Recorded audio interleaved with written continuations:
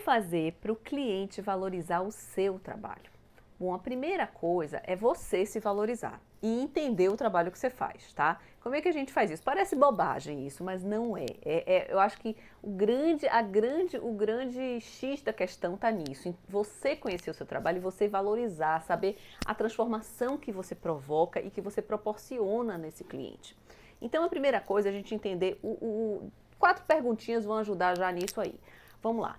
A primeira coisa é você entender que o espaço é o objeto do seu trabalho. E a segunda coisa é que a pessoa é a razão do seu trabalho, tá? Então a gente está falando de projeto de iluminação, né? Então a gente vai fazer o seguinte: a primeira pergunta que você próprio vai responder é a seguinte: como é que o espaço vai ficar depois do meu projeto? Né? Então você vai lá, imagina um espaço e escreve como o espaço vai ficar depois do seu projeto. E aí, na sequência, você bota como o espaço vai ficar sem o meu projeto. Então, quais são os problemas que vai ter, como esse espaço vai ficar sem o meu projeto. Então, daí você vai colocar como o cliente vai ter benefícios, o que eu vou ajudar o cliente com o meu projeto, né? E depois, quais os prejuízos do cliente sem o meu projeto naquele espaço. E assim, nessa hora tem que ser uma coisa muito sincera, tem que entregar de corpo e alma, tá? E escrever aquilo tudo ali, porque é assim que você vai conseguir entender o valor que tem o seu trabalho. Então, se você não consegue nem escrever, nem convencer você mesmo desse valor e dessa transformação que você vai proporcionar ao seu cliente, como é que ele vai reconhecer isso? Tá? Então, um dos grandes problemas é esse. Primeiro, se conhecer e conhecer o que você faz. E entender assim, não só, não, eu sei que é muito importante tal e tal. Não. Você tem que conseguir colocar num papel isso. Isso é uma tarefa extremamente, um exercício extremamente importante, tá? Então, colocar num papel, porque na hora que você coloca no papel, ou que você tem que explicar a alguém isso, você consegue processar isso na sua cabeça. Você faz o que a gente chama de mindset, muda o seu pensamento, entende o valor do seu trabalho, o valor do que você está fazendo. Quando você faz isso, você na mesma hora consegue passar isso, transparecer isso para o outro, tá? Então essa é a primeira etapa, né? Você internacionalizar, internacionalizar também, mas internalizar essa ideia do que é que você faz, o que é que você entrega de valor para esse cliente, tá? Então essas 4 perguntinhas são essenciais. Segunda etapa é você ser 100% profissional. O que é que eu quero dizer com isso? Mas eu já sou profissional. O que é que eu quero dizer com isso? Postura, forma de se vestir. Se a pessoa é sua amiga, ótimo. Mas na hora que você estiver prestando um trabalho para ela, um serviço para ela, você vai ser 100% profissional. Profissional no horário do atendimento, profissional na maneira de conversar, profissional na entrega. Por quê? Porque você fala, mas não sei o que é meu amigo, deixa ele para depois eu resolvo, converso com ele. Não, gente, sabe por quê? Porque se ele é seu amigo, você está tendo uma função, uma relação com ele profissional, ele vai ter que, o que ele vai saber de você. Por exemplo, se ele quer indicar você para alguém, como é que ele vai te indicar profissionalmente se ele não te conhece profissionalmente? Se você não agiu com ele profissionalmente. Então você precisa se colocar profissionalmente para que ele possa te ver profissionalmente e ter conteúdo, ter o que falar de você profissionalmente, tá? Independente da amizade. Então isso tem que ter muito cuidado. A outra coisa, e agora eu quero contar um caso aqui que aconteceu comigo, eu fui para uma obra e o cliente queria fazer uma piscina na área externa da casa, tá? E aí estava nessa visita eu, o cliente e o engenheiro, né? Eu como arquiteta, o cliente e o engenheiro. E aí o cliente fez assim, não, eu acho que esse lugar aqui, eu queria botar a piscina aqui, porque esse lugar é isso e aquilo, vai ficar maravilhoso. O engenheiro deixou nele acabar de falar, falou, pô, que massa, vai ficar ótimo aí. Quando eles acabaram, eu falei, não vai ficar legal nesse lugar, por causa disso, disso, disso e disso. Dei as razões técnicas. Aí o cliente olhou para mim e fez assim, caramba, eu não tinha pensado sobre isso, você tem razão. Não, então vamos botar nesse lugar. E o cliente na mesma hora fez, vamos botar nesse lugar. E apontou um outro lugar. Prontamente o engenheiro falou, não, agora vai ficar maravilhoso, nesse lugar vai ficar perfeito e tal e tal. Eu esperei os dois acabarem de falar e falei, esse lugar vai ter tal problema, tal problema, tal problema, tal problema. Então assim, isso aconteceu 3 vezes. né? Toda vez que o cliente falava, o engenheiro vinha e rebatia, concordando na mesma hora com o que ele falou, né? E no final das contas, moral dessa história, o engenheiro foi demitido ao final da visita. Por quê? Porque o cliente não esperava dele aquilo. Ele não esperava que ele saísse concordando com tudo, que dissesse amém a tudo. Ele não estava contratando uma pessoa por consolo sentimental ou por consolo emocional. Ele queria alguém técnico, que ele não conhecia aquilo. Era uma sugestão dele, mas ele queria que a pessoa tecnicamente dissesse não vai dar certo, não vai ficar bom, ou isso ou aquilo. Então, assim, cuidado com essa postura de ter medo, vamos dizer, eu sei que é uma insegurança, está muito difícil ter cliente e tal, mas cuidado com essa postura de dizer amém a tudo que o cliente fala. Às vezes até o cliente está te testando com isso, né? Mas às vezes não, às vezes ele está ali naquela coisa, porque, gente, fazer uma casa, fazer uma reforma de uma casa é o sonho de uma vida, né? Então a pessoa tem muita emoção em cima daquilo tudo. E quando ela chama você como um técnico, ela quer uma opinião técnica, ela quer que você resolva o problema, ela sabe o que ela quer, mas ela não sabe resolver, porque se ela soubesse, ela não precisava de você, né? Então a gente não está lá para ser amiguinho, para dizer que tá bom, para dar consolo sentimental, a gente está lá para dar o que pode e o que não pode tecnicamente, tá? E aí, passando aqui para a coisa da iluminação, eu tenho um outro caso também que aconteceu comigo. Uma cliente, ela queria, olha só, ela só queria o piso da sala brilhante, muito brilhante, branco e brilhante. E aí ela também queria um lustre lá, que ela viu na casa de uma amiga, não sei o que, queria que aquele lustre de qualquer forma, para botar na sala dela, na casa dela. Só que o lustre, ele emitia luz focal para baixo. O que acontecia? Era completamente inadequado para o tipo de piso que ela queria. Por quê? Né? Aí, o que eu fiz? Eu falei, olha, entendo que você quer o piso brilhante, entendo que você está louca por esse lustre, mas vamos lá, se você colocar esse lustre, o que é que vai acontecer? Vai refletir os pontos de luz, porque é focal para baixo, nesse piso. Primeiro, vai incomodar muito as pessoas nesse ambiente, porque vai ficar refletindo luz no rosto das pessoas.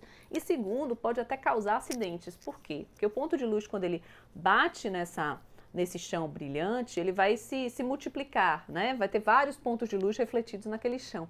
E você perde a noção da profundidade do chão. Então, você andando, dá aquela falsa impressão de que talvez a coisa esteja mais para baixo do que o lugar que você está pisando. Isso pode causar sérios acidentes. Então, são coisas técnicas que a gente precisa alertar o cliente.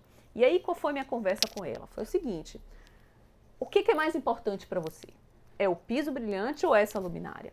Né? E aí eu deixei na mão dela, né? Junto com ela dizendo todas as questões, junto com ela a gente decidiu que ela decidiu, né? Porque ela preferia o piso brilhante. Ok, eu falei, não, tudo bem, vamos manter seu piso brilhante, mas vamos ver uma iluminação que seja adequada para esse tipo de piso, né? Então é isso, imagine se eu coloco tudo que ela queria. Não ia ficar um lugar agradável, não ia ficar legal, tá? Essa mesma cliente é engraçado, porque depois ela me recomendou para a irmã, que nem morava no mesmo estado, em outro estado e tal, dizendo, você tem que fazer o projeto com ela, porque é muito importante a iluminação, é isso. Engraçado como isso é muito legal, isso é muito gratificante no final do trabalho da gente, a gente perceber o quanto o cliente reconheceu a importância daquilo que a gente faz, né? E isso só vai acontecer se a gente vai, eu chamo de educando o cliente aos poucos, né? A gente vai mostrando a ele e sempre com uma justificativa. Não é porque eu quero, porque não fica bom, porque isso não é tendência, não está na moda, gente.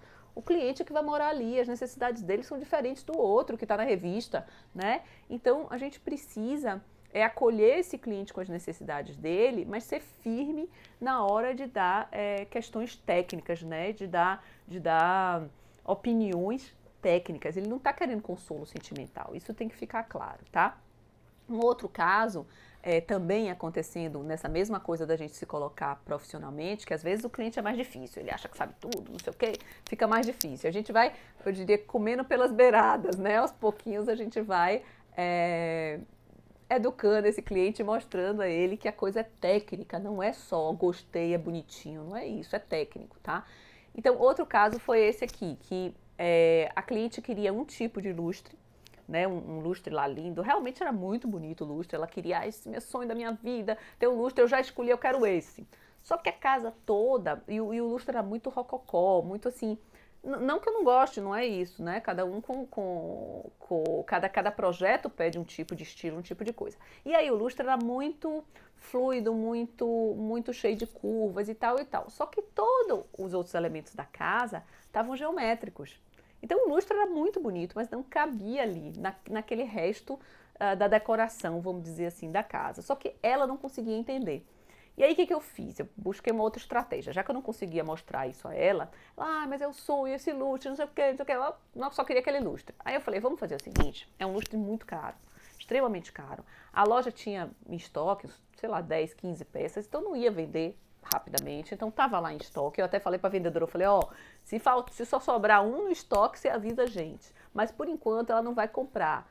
E aí eu falei, aí você não compra agora, é um valor muito alto para você colocar agora, a gente não vai ter onde colocar esse lustre, vai acabar estragando e tal e tal. Então fui por esse caminho. E aí eu falei, vamos comprar as outras coisas e o lustre a gente deixa para depois e a gente vem comprar. Aí ela, tá bom, mas eu vou querer esse lustre, é ele que eu quero. Eu falei, tá, claro, mas você não acha melhor? A gente compra depois, você não gasta esse dinheiro agora e tal e tal. Fui por esse lado. Aí ela concordou.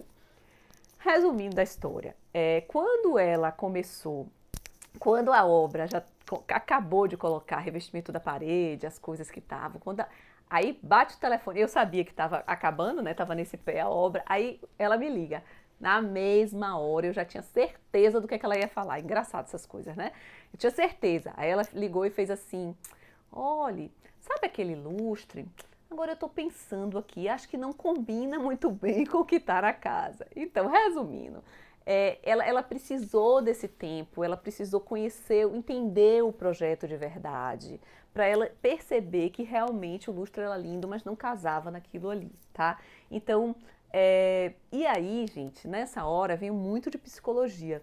Eu deixei ela descobrir. Eu falei, tentei convencer, não consegui, e dei o tempo para que ela pudesse descobrir isso. Então, veio como se fosse uma ideia dela de que o lustre realmente tal e tal. Então, quase que ela que teve esse insight de que o lustre não combinava. E aí botamos uma outra coisa que ficou super bonito, um outro lustre tão bonito quanto, mas que casava muito melhor naquele conjunto geral da casa dela, tá? Então, essas coisas a gente tem que ter esse jeitinho vamos dizer assim, esses caminhos da gente driblar algumas coisas, tá? Mas nunca deixar de colocar nosso pé ali de que técnico somos nós, né? Não é arrogância, não é brigar com o cliente, não é dizer não, mas é mostrar a ele que ele contratou você, que ele quis você porque você tem fundamento técnico, então ele precisa entender isso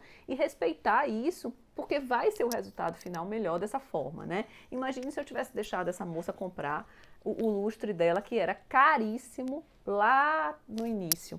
Na hora que colocasse, ela ia ficar, ai meu Deus, e não sei o que, não tô achando que tá combinando bem. Ela não ia se lembrar que eu fiquei horas tentando convencer ela. Ela ia botar a culpa em mim. Ia dizer, né, no final das contas ainda podia dizer assim, sim, mas eu te contratei, você que entende disso, eu não devia ter deixado eu comprar, né? Porque o cliente, na hora que ele faz uma coisa que ele quer e que dá errado, ele nunca se lembra que você fez de tudo para ele não escolher aquilo, tá? Então isso é super importante. É quase como você lidar com a criança pequena, né? Então você tem uma criança que quer as coisas, se você der tudo, ele não tem confiança em você, porque você não deu limite a ele. Então a criança, ela ganha confiança em você à medida que você pontua as coisas, assim, não pode, não pode. Então ele, na verdade, ele confia tanto, você vê que tem criança pequena, que ele vai fazer besteira, antes disso ele olha para a cara da mãe, para ver se a mãe está ali apoiando aquilo. Se a mãe olhar diferente, ele já, né? Às vezes ele só vai quando a mãe está olhando. Quando ela não está, ele não faz. Por quê? Porque ele sabe que está errado, né? E quando a mãe está olhando, ela vai lá e dá o limite e tira aquilo ali. Então não vai ter risco para ele. Então, é quase isso aí, tá? Fazendo uma analogia aí, o cliente a gente tem que dar um limite a ele, né? Então, assim, não é dizer você não pode fazer isso, você não tá, isso aqui é mau gosto, não sei o que, não é nada disso. É você dizer, ó, isso aqui vai te prejudicar assim, assim, assado, tá? Então, aí entenderam isso, a postura profissional. A postura profissional também, como eu falei no início, é como o horário que você fala com o cliente, como você fala com ele, as entregas, né? Entregar tudo arrumado. Então, assim, cumprir prazo, fazer tudo aquilo ajustadinho, tá? Outra coisa que é super importante ainda nesse segundo passo de ser 100% profissional é ter cuidado com como você escreve sua proposta. Vamos dizer que você está fazendo um projeto de interiores, um projeto de arquitetura para aquele cliente, tá? E aí você quer fazer o de iluminação também. Primeiro, deixar muito claro para o cliente que o iluminação é um projeto complementar, certo? Então, a obrigação do projeto de arquitetura e de interiores é locar ponto de iluminação, certo? E aí tem gente que pega na proposta e coloca lá, projeto de iluminação, como se estivesse dentro da sua proposta. E o cliente está crente que está recebendo um projeto de iluminação. Não, ele está recebendo ponto de luz. E isso é obrigação do projeto de arquitetura e de interiores. Então, aí volta para aquele primeiro passo, gente. Conhecer o que é que vocês fazem, conhecer o que é que vocês estão entregando, conhecer qual é o benefício que você está realmente fazendo com aquele projeto de iluminação, certo? Se você não valorizar isso e não mostrar ao cliente a diferença, ele não valoriza. Ele vai achar que você tem que dar de brinde o projeto de iluminação, que é completamente diferente do que colocar ponto de luz. Tá? Então, a primeira coisa é você entender o que é um projeto de iluminação, você entender o seu papel disso tudo para mostrar ao cliente, né? Então, nessa hora de ser 100% profissional, a sua proposta, gente, a sua proposta, ela tem que ser muito fiel ao que você vai fazer. Você descreve os entregáveis, o que você vai entregar para o cliente, tá? E cumpre eles. Ah, mas é meu amigo, ele não interessa, você cumpre isso, tá? Tem um caso de um amigo que eu gosto de falar esse caso porque me chamou muita atenção. Ele não é da área de arquitetura, não é da área de design, não é de iluminação, não é nada disso. Trabalha com criação de marca, uma coisa assim. E ele e ele falou que ficou numa época apertado, né, e tal, e começou, fez um preço mais legal e colocou para fazer uma marca para o cliente. Vamos dizer, vou dar um chute aqui, cobrou 2.000 para fazer uma marca, o que normalmente ele cobraria 10. Tá? Então ele cobrou 2.000 para aquele cliente para poder ganhar, estava precisando de grana, não sei o quê, e cobrou por 2.000 fazer aquela marca. Chutei os números aqui, tá? Só para vocês entenderem a proporção. E aí, o que aconteceu?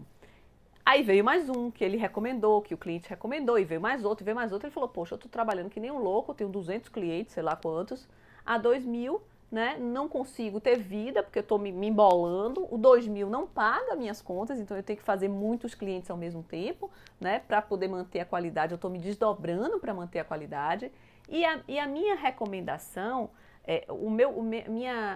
vamos dizer assim, meu círculo de clientes ficou naquele nível. Por quê? Porque o cliente estava comigo, a primeira coisa que ele fazia para me recomendar é dizer, vai lá, o cara é bom e cobra um precinho ótimo. Então, o outro cliente que vinha era pelo precinho ótimo. Tudo bem que eu era bom, mas vinha pelo precinho ótimo. E aí, o outro cliente que vinha era pelo precinho ótimo. Então, eu não conseguia sair daquele ciclo de pessoas que vinham para mim pelo precinho ótimo, tá? Aí ele falou, poxa, um belo dia eu falei, chega, não vou mais atender cliente por esse preço. Deu lá 10.000 pelo preço da marca, que era um preço mais alto, ou não sei. Tô chutando aqui 10.000, mas era assim, 5 vezes mais, tá? E aí deu 10.000 para fazer o preço, uma marca. O que aconteceu? Ele começou e conseguiu o primeiro cliente, fez super bem, como ele já fazia, e o cliente, na hora que ele recomendava para outra pessoa, ele não recomendava dizendo assim, vai lá, que ele é bom e faz um precinho ótimo. Recomendava dizendo, olha, o cara é muito bom, o preço dele, tudo bem, não é lá o mais barato, mas o que ele faz é muito bom, vale super a pena. Então o cliente começou a recomendar pela qualidade do trabalho dele. Né? Que era o mesmo trabalho que ele fazia com os 2.000, só que o 2.000 era mais apelativo, então o cliente antes recomendava pelo valor que ele cobrava e acabava não colocando tanta ênfase na qualidade do projeto dele. Quando ele começou a cobrar mais caro, o cliente que gostou do trabalho recomendou pela qualidade do projeto, né? E aí ele começou mudou o raio de atuação para um patamar mais alto e conseguir cobrar o que era justo pelo trabalho, tá? Então, Uma coisa para a gente ser 100% profissional, que é esse segundo passo que eu falei, é a gente saber, e aí vem do primeiro passo, de você reconhecer o seu valor e você saber quanto te custa isso, tá? Porque o que a gente vê aí, gente, as pessoas não fazendo conta, não fazendo um levantamento de custos, não sabe quanto custa você fazer aquele trabalho, né? Então não adianta você fazer um trabalho trocando dinheiro e pior do que isso. Tem algumas pessoas que eu já peguei, né, inclusive nas aulas de pós-graduação que eu dou e tudo, que a gente vai e decifra essa parte de como montar uma proposta. Quando você vê, às vezes os alunos, né, que são profissionais, porque é pós-graduação, falam assim, meu Deus do céu, eu fiz desse jeito, caramba, como você mostrou aqui meus custos e tal, eu estou botando dinheiro para trabalhar, eu não estou nem mais perdendo, eu não estou nem mais deixando de ganhar, eu estou agora pagando para trabalhar, cara. Então, isso é ser profissional, é saber o quanto é seu limite mínimo, tá? Então, não dá para ficar baixando o preço, brigando por preço, porque se você brigar o tempo todo por preço, você só vai ter, como o caso desse amigo que eu falei, você só vai ter um raio de atuação em pessoas que só estão atrás de você por preço. E aí você vai estar sempre desesperado, tendo que dar mais, numa busca de reconhecimento de qualidade que você mesmo não está valorizando, tá? Então, na hora que você baixa demais seu preço, você não valoriza o seu trabalho, você não entende que seu trabalho tem essa qualidade e melhor, tem esse benefício para o cara. Então, é importante demais você se colocar como profissional, entender o seu valor, conhecer numericamente o valor. A gente dessa área de projeto não é muito bom de ficar fazendo conta, né? Mas precisa entender quanto custa para a gente dar um traço, tá? Outro exemplo que eu dou nessa linha daí é o seguinte. Quando a gente está recém-formado, lá no iniciozinho, tem a tia da amiga, da avó, da irmã, da parente, do não sei quem, que chega para você e faz assim, faz para mim aqui uma ideiazinha, me dê uma ideia aqui para a iluminação do quarto da minha filha. E aí eu falo, gente, não faz isso, pelo amor de Deus, não faz isso. Porque a gente às vezes faz assim, eu vou fazer, sabe por quê? Porque ela tá fazendo aqui o quarto da filha, mas ela tá comprando um apartamento novo, quando ela chegar no apartamento novo, ela vai me contratar para fazer a iluminação toda do apartamento dela, né? Eu vou fazer aqui rapidinho, né? Vou cobrar baratinho, até fazer às vezes de graça, mas vou cobrar aqui baratinho. Não façam isso, porque essa pessoa, quando ela tiver o apartamento lá, que tiver com o dinheiro para contratar, ela vai contratar, não vai ser você. Esqueça, porque não vai ser você. Quem ela vai contratar? Alguém que tem nome, que é profissional. Não, agora eu quero uma coisa séria, eu quero uma coisa, né, bem feita, profissional, porque você associou o seu trabalho a coisinha baratinha, estudinho rápido, que não te dá trabalho nenhum para fazer. Então ela não entende o valor do seu trabalho. Tá? E aí é culpa do cliente? É culpa sua que não se colocou na postura e no lugar de valorizar o seu trabalho, tá? Então, assim, aí você me pergunta assim, o que a gente faz, mas não tem cliente, não aparece cliente e tal e tal. Aí você vai ter que buscar colocar valor no seu trabalho, valor e mostrar esse valor. Como assim? Vamos lá, vamos para o terceiro passo. Entender quem é o seu cliente. Primeira coisa é entender, né? Primeiro, depois de você se entender, de você se colocar numa postura profissional, né? Então, ou seja, a terceira coisa é entender o seu cliente. Por quê? Porque existem dois tipos de cliente. Na verdade, o cliente é o mesmo, mas ele está em fases diferentes. Mas que tem uma ignorância no sentido de falta de conhecimento, né? Ignorância total do assunto iluminação, né? Então, esse cliente, como é que você vai conquistar ele? Por exemplo, você está fazendo a parte de interiores da casa dele, mas também quer fazer iluminação. E já tentou e ele faz, não quer, não está interessado, não quer gastar dinheiro, acha que é gasto de dinheiro. Aí você começa, por exemplo, vai numa visita na casa dele. Quando chegar no quarto, você faz assim, você e sua esposa não gostam de ler, né? Não tem o hábito de ler de noite, na cama, deitado. Aí o cara olha para você e fala assim, não, a gente tem sim, como assim? Aí você fala, com essa iluminação aqui é impossível, né? Vocês não conseguem ler, essa iluminação não está adequada, por isso. Aí o cara já fica, nunca pensei sobre isso, né? Aí, se o cara não te usar, aí você fala assim, sim, mas e o cara disser, realmente eu não gosto de ler de noite, deitado na cama. Aí você fala, e aí, fica o cara de besta? Não. Aí você, com certeza, você vai achar... E por que eu tô falando de iluminação de cabeceira de cama? Porque eu diria que 99,9% estão erradas, né? Por quê? Porque mesmo que, por exemplo, se o cliente quer, aí você tem que entender o que é que o cliente precisa, né? Então aí vai outras coisas, programa de necessidades, o que o cliente precisa e tal e tal. Mas assim, vamos dizer que o cliente precise de luz para leitura, você já falou, você já mostrou a ele que aquela luz não é adequada, está na temperatura de cor errada e tal, está na posição errada, luz focal ao invés de uma luz mais distribuída, então fica criando sombra e luz, né? Criando sombra na leitura, o que não é legal, vai agredir a vista, blá, blá, blá, blá, blá, blá. Mas vamos dizer que ele não gosta de ler na cama. Aí você vai começar a mostrar a ele o posicionamento daquela luz, de quando ele deita, aquele posicionamento que você visualiza a fonte de luz, que se incomoda quando você está deitado, com certeza deve ter esse errinho aí na luz dele. Outra coisa, a temperatura de cor, uma luz muito branca, muito clara na cabeceira da cama, induz você a ficar mais estimulado, o que atrapalha o seu ciclo natural de descanso, de início de descanso para ter uma noite tranquila, que aquilo ali pode estar causando inclusive um mal dormir, uma insônia e tá.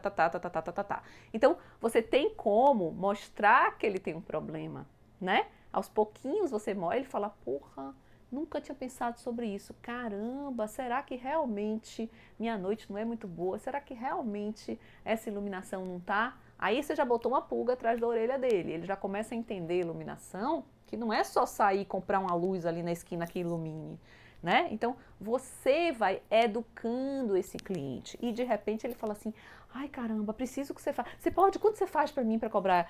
Quanto você cobra pra gente fazer a iluminação também? Porque, puxa, realmente você tem razão, isso está me interferindo. Aí ele pensa, né? Aí, por exemplo, um outro exemplo que você pode dar, se não a cabeceira da cama, que 99% das vezes está errada, ou posição, ou cor, ou a função de leitura e tal. Mas outro também, outro exemplo que você pode dar é o home office. Vamos dizer que o cara chega em casa todo dia às 5 horas da tarde. E aí ele faz uma estendida de trabalho de 5 às 9 da noite, tá? Então ele chega em casa, come alguma coisa e senta para trabalhar no home office dele todo dia de 5 às 9, tá? Se ele for na internet, ou se você for, se alguém for na internet, buscar ali qual é a melhor luz para o home office, provavelmente vai te dizer que precisa de uma luz que mantenha você estimulado e que tem que ter uma quantidade grande de luz e que tem que ser mais branca, que você vai ficar super estimulado, blá, blá, blá, blá. E você vai lá e, pufo, bota no home office dele, ou ele colocou, né, pessoalmente, bota no home office dele lá uma luz branca, alta, para ele poder ser muito produtivo naquelas 5 horas que ele está em casa produzindo, tal. Resumindo da história, né? No final, às 21 horas, essa pessoa está esgotada, ela está estressada e vai prejudicar o sono dela. Com certeza vai interferir diretamente no sono dela. Então, o que acontece? O que ele precisa de luz naquele espaço? Ele precisa de uma luz suficiente para ele trabalhar, que ela não pode ser muito clara, ela também não pode ser muito amarelada, porque ele vai ficar mole, sem estímulo e tal, mas também não pode ser agitada demais, porque senão ele vai levar horas para conseguir dormir depois daquilo, tá? Então você também pode mostrar esse prejuízo que ele está tendo ali. Aí ele vai falar, porra, tem razão, cara, eu tenho dificuldade para dormir, toda vez que eu fico aqui trabalhando, depois para eu dormir, são horas para me acalmar para dormir. Então aí ele começa a ver que as coisas estão fazendo sentido, que a iluminação é uma coisa importante. Muitas vezes, quando você começa a dar aí você tem que saber a hora certa de jogar essas coisinhas, tá? Muitas vezes o cliente chega para você e fala assim, poxa, faz um precinho aí pra gente poder fazer a iluminação também. Aí nessa hora você faz um precinho legal, não precisa ser, né, tão alto, mas você pode botar aí, porque um projeto de iluminação, a gente pode chegar até 60% do valor de um projeto de arquitetura de interiores ou de arquitetura, tá? Então, você pode conseguir botar aí você já agregou, porque você vai fazer de qualquer jeito, porque o projeto de iluminação não só ajuda seu cliente, mas valoriza o seu projeto de arquitetura ou de interiores, se você fizer ele bem feito, entendeu? Então o cliente vai se sentir mais agradável naquele espaço, vai colaborar para o conforto dele. O que é conforto? Conforto tem 3 pilares. Conforto ele pode ser, ele tem que ser, né? Térmico, então, né, o próprio ambiente, o calor, então aí vai os materiais, o revestimento, aproveitamento de ventos e, né, e ventilação natural, blá, blá, blá, blá, blá, blá. Aí a gente tem o segundo, que é acústico, que também está interferindo com os materiais que você coloca, o próprio formato do espaço, né, tudo isso vai interferir na acústica. E o terceiro, que é o lumínico, que está diretamente ligado à iluminação. E aí tem outra questão. A gente tem que pensar em iluminação como um todo, né? Então, aí vem a questão técnica. Mas espera aí, depois a gente volta para a questão técnica. Vamos falar agora como é que a gente reconhece esse profissional, né? Ou esse cliente que eu acabei de falar, o cliente que não sabe nada. Então, você vai educar ele, né, com todas essas diquinhas, esses despertar nele de que, pô, a iluminação faz isso, cara, não sabia. Caramba, será que a iluminação está realmente me prejudicando minha leitura? A iluminação, poxa, quando eu fico lendo na cama, depois eu fico com uma dor de cabeça, caramba, talvez ela tenha razão. Então você começa a criar você vai começando a educar o cliente para ele sentir a necessidade daquele serviço que você oferece a ele, tá? E aí, quando você faz isso, ao mesmo tempo, você já está mostrando a ele que a melhor pessoa para resolver o problema dele é você, né? Porque você já acredita nisso, porque você já fez aquela primeira etapa lá que eu falei, você já acredita no valor do seu projeto, você acredita no valor da transformação que você vai causar nele, de benefício, depois que ele aceitar você fazer aquele projeto, tá? E aí você tem o segundo tipo de cliente, que é o cliente que já conhece você. Ou né? Não conhece você, talvez ele não conheça você, mas ele conhece a necessidade de fazer um projeto de iluminação. Então ele já passou da primeira fase, que não sabia nem o que era iluminação, para que servia, que era só comprar uma lâmpada e trazer para casa, certo? E aí ele já está na segunda fase, que ele já entende, né, que precisa dela, que pode ajudar ele, né, ele ou ela ou a família inteira, né, que vai ajudar na produtividade, vai ajudar ele para dormir melhor, vai ajudar para ele ter um conforto dentro de casa, para ele exercer as funções, tá? E aí, nesse momento, a gente vai conseguir deixar para esse cliente que já entende a necessidade, você vai mostrar muito claramente que são 2 pontos que a iluminação cumpre. Primeiro, a função, né, da luz, que a luz tem função. E a segunda, que a luz pode ser estética. Tá? Então, esses são 2 pontos completamente diferentes. E como é que a gente faz isso? Vamos lá. Por exemplo, quando você escolhe uma iluminação para uma área de serviço, ela não precisa ter estética. Tá bom, ela vai ficar lá neutra, bonitinha, básica, mas ela não precisa ser estética. Então, nesse momento, o foco é função. Ela tem que iluminar de forma constante todas as áreas, para que todas as funções, todas as atividades que sejam exercidas naquele espaço, elas estejam com a iluminação adequada. Então você vai mostrar isso ao cliente, dizer a ele que tem 2 tipos de coisa que a iluminação tem que cumprir, a função e outra a estética. Em alguns lugares, como eu acabei de falar, área de serviço, um corredor, até alguma sala que não tenha muita utilidade, um depósito, locais que a função é simplesmente uma iluminação geral para conseguir se mexer naquele espaço e exercer aquelas tarefas. O que a gente chama de tarefa, gente? O que a gente chama de função? E tarefa, né, que o indivíduo vai exercer. Comer, dormir, ler, lavar prato, tudo isso são funções que a luz tem que garantir que a pessoa possa fazer aquelas funções, exercer aquelas funções de forma adequada, tá? E isso a gente diz ao cliente, ó, a luz ela tem que te possibilitar fazer aquilo com conforto e com segurança, tá? Para não causar um acidente. Por exemplo, você vai cozinhar, dá o ponto na comida. Se a luz não estiver adequada, se a luz estiver muito amarelada, muito branca, ou tiver pouca luz, tiver sombra, como é que você vai dar um ponto numa calda de um doce, ou numa comida, numa carne? Como é que você vai ver o que você está fazendo, né? Que a luz está deformando, ou vamos dizer, não é deformando, mas é alterando a cor das coisas. Então você começa a ter um problema se sua cozinha não tiver uma iluminação adequada, um problema de qualidade da comida, né? Então a gente vai... Esse segundo tipo de cliente, que já entende a necessidade da iluminação, você vai mostrando algumas coisas a ele. Por exemplo, que no seu projeto, e aí ó, tem uma coisa super importante nisso aí, para esse tipo de cliente, tá? Você mostrar para ele que você tem consciência do projeto de iluminação. Porque um projeto de iluminação, gente, ele pode ser extremamente caro. E muitas vezes o cliente já sabe da necessidade, mas ele acha que o projeto de iluminação é inviável, não cabe no orçamento dele. E aí, o que você vai fazer? Você vai começar a mostrar a ele que pode caber no orçamento dele, tá? E pode caber sendo um projeto extremamente eficiente. Como é isso? Ah, mas tudo de iluminação é caríssimo e tal e tal. Não, não é, não é. Aí, se você não entender isso, você não vai passar isso para o cliente. Mas, por exemplo, por que você não pode botar uma placa de LED na área de serviço? a placa de LED calculada certa, com a quantidade de luz certa, com a tonalidade de luz certa. Por que que precisa ser uma luminária caríssima? Não, não, não, não, não. Uma placa de LED é extremamente barato, é eficiente, se você, lógico, fizer a especificação da forma certa, né? Mas pode ser uma coisa extremamente barata. Aí esse dinheirinho dali, o cliente já economizou dali e já sobra um dinheiro para ele para uma outra coisa. Então, o que que eu faço normalmente? Eu elejo junto com o cliente peças importantes da iluminação, tá? Do projeto. Na hora que você conversa com ele, explica isso, diz assim, olha, algumas áreas eu vou só botar iluminação técnica. Vai ficar bonito, vai ficar simples, limpinho, mas é uma iluminação técnica. A gente não vai buscar altas luminárias com marcas e designs, não sei o que não precisam para certas áreas, tá? E aí a gente vai focar em algumas peças. Por exemplo, uma peça importante é ou a da sala de jantar, ou a da sala de visita, que muitas vezes a sala de jantar e visita são juntas, você escolhe uma das duas para ser a peça mais chamativa, que aí ela tem a função de estética dentro do projeto, ela tem a função de combinar, de ser harmoniosa com o projeto como um todo, tá? Então, aí junto com o cliente você elege isso. Ou você elege, mostra a ele, para ele só entender qual é o seu raciocínio.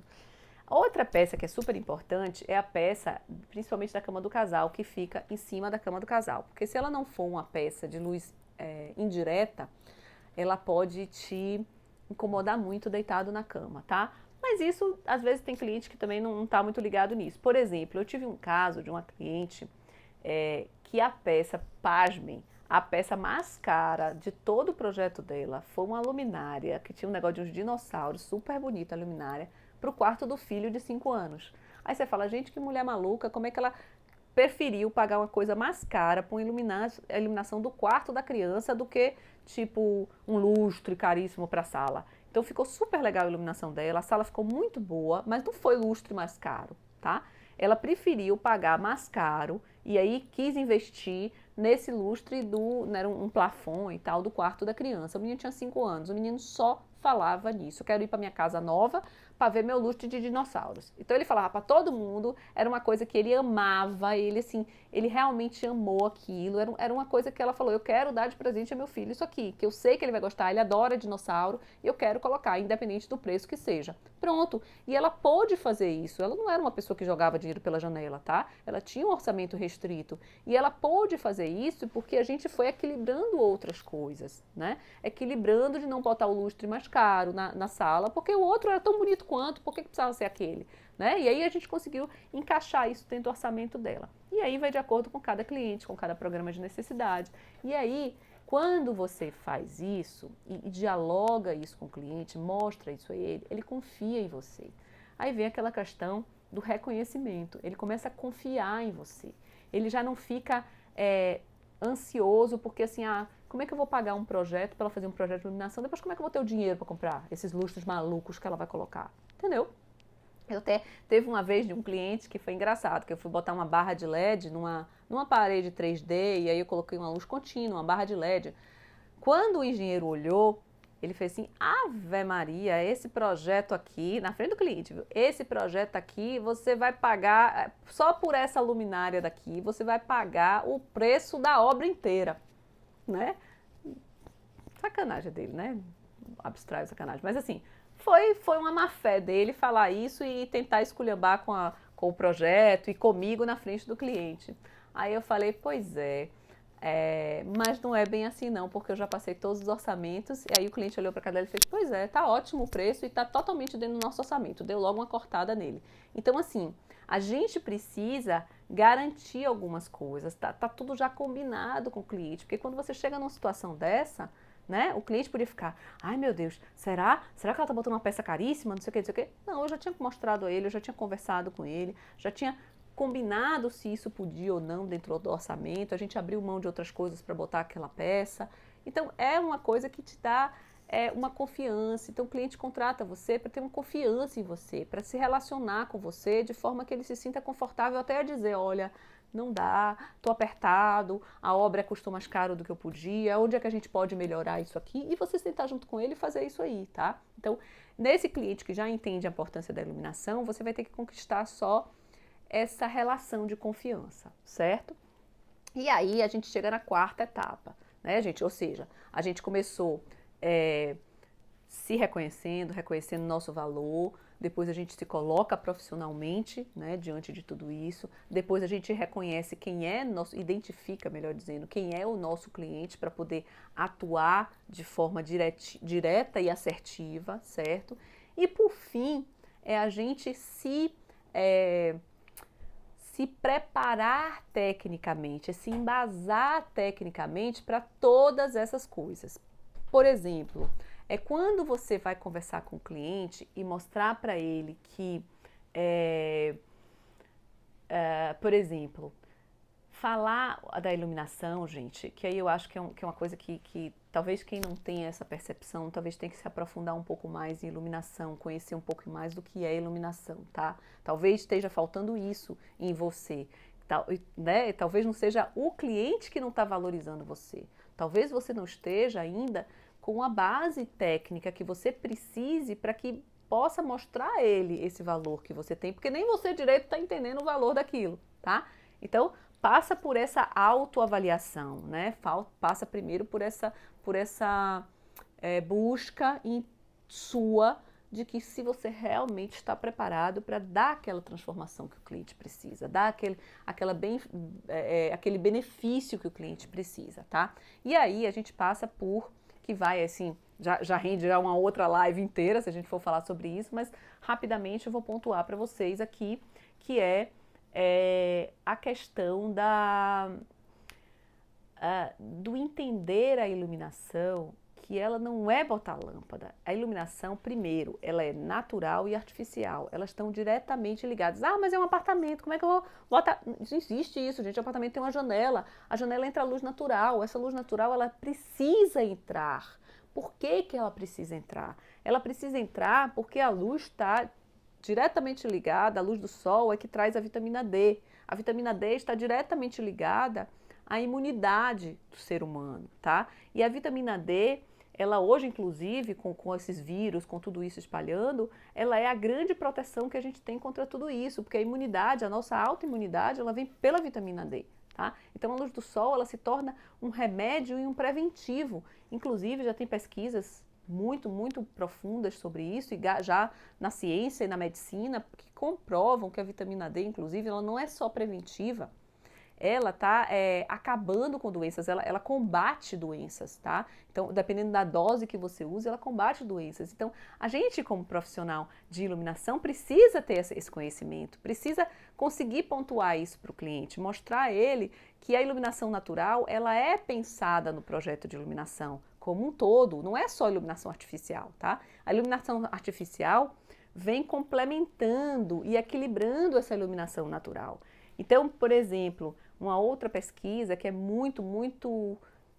que está sendo muito forte atualmente, que já tem muito embasamento técnico, científico, é a relação do ser vivo, aí eu falo gente, planta, animal, tudo, em relação ao ciclo do sol, né? Ou seja, mais uma vez ligado à luz natural. Então, o ciclo que a gente chama de ciclo circadiano, que é o nascer e o morrer, né, e o se pôr do sol, que o nosso organismo acompanha isso e que isso traz um benefício de saúde inimaginável para a gente. A gente precisa amanhecer com aquela luz do sol, que ela vai se despertando aos poucos. Ao meio-dia você está naquela luz mais agitada possível, então você está no auge da sua produtividade, tal e tal e tal. Depois do meio da tarde, essa luz vai ficando mais avermelhada, como o natural do sol, que o seu organismo vai entendendo, vai diminuindo o ritmo, para que consiga descansar à noite, tá? Então, já existe uma pesquisa tão forte em relação ao ciclo circadiano e essa relação com o nosso organismo, né, principalmente do ser humano, mas já se entende que o animal também e as plantas, tá? Inclusive mexe no ciclo reprodutivo, em várias coisas, tá?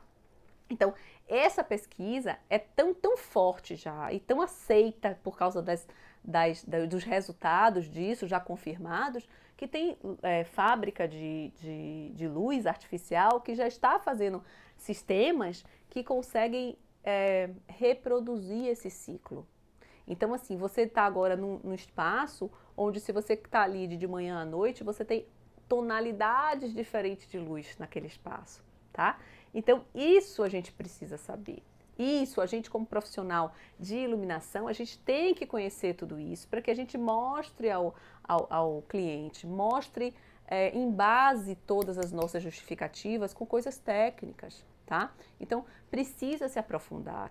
Quem ainda está inseguro em tudo isso, precisa ler mais, pesquisar, buscar cursos, buscar mais informação para que você consiga, na hora certa, ó, colocar aquilo ali na conversa com o cliente, porque ele vai dar esses starts, começar a compreender, tá? E falar uma língua que o cliente entenda.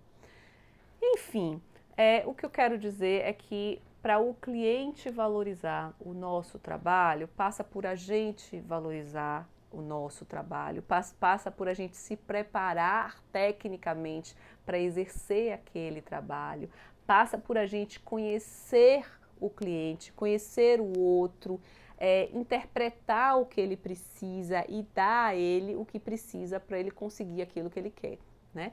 Então, fica a dica aí de que tudo começa por a gente e não dá para ficar só culpando o outro, culpando o cliente que não valoriza, que não sei o quê, que nananã. Quem será realmente que não está valorizando isso? Fica a pergunta no ar.